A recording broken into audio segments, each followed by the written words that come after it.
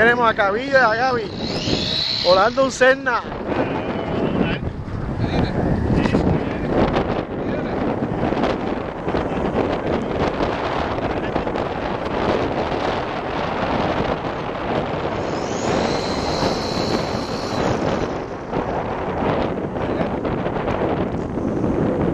No sirve. Pegado.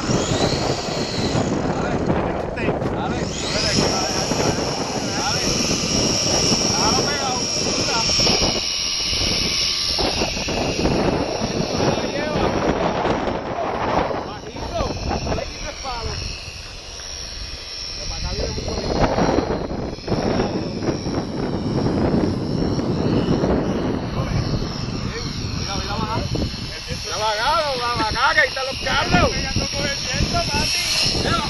Quítale, aterrízala.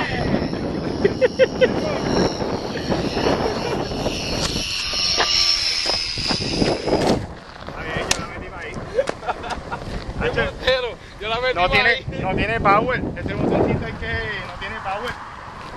¿Viste? Ni que el agua para ahora. Mira. El botoncito este está jodido. Se supone que yo acelere más. ¿Está acelerando? Dale.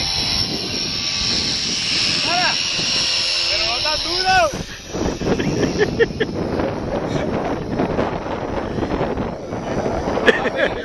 Eso está sin batería o está fumado ya la batería. ¡Ah! ¡No se jodió! Le dio de frente y se partió por la mitad. Mira, quítale los sellos. Mira, eso va a botar todo. Eso después yo lo traje para eso mismo, para botarlo, pero es que yo soy loco sacarlo con este viento. Se jodió. Y eso pega. No llores, Cabillo, no llores, por favor. ¿En serio? Mira, murió. Vamos a ver si acelera. Escucha. No sigue.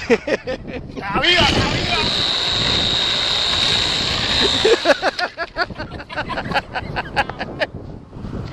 Tira ya, que vuela ahora puede volar, dale. Sácale los servos, que los servos sirven. Dale, duro ahí. Mira, los servos, si no los quieres me los da. Cuando me compré mi avión Trillian Hobby King los uso. Yo tengo en casa servicios. Papi, yo tengo los E-Fly, que son mejores que todos los servos.